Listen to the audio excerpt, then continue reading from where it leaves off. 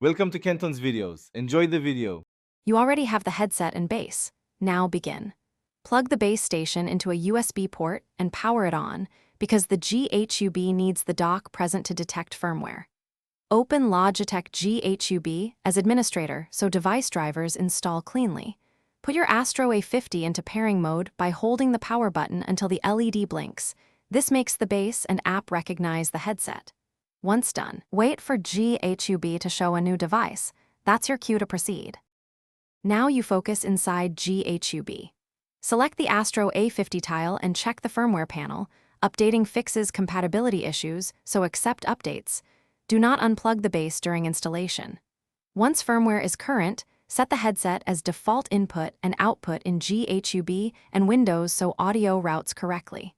Tweak EQ, side tone, and mic gain to suit voice clarity. This is why you use the app, for precise control and better latency.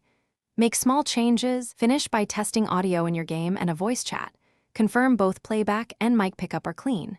If the headset fails to appear or audio is distorted, first restart Logitech G HUB and reconnect the base station. Software restarts often resolve driver handshakes. If that fails, power cycle the base. Unplug, wait 10 seconds, then reconnect. This clears USB enumeration errors. As one key troubleshooting tip, repair the headset after any firmware update, because pairing states can reset and prevent detection.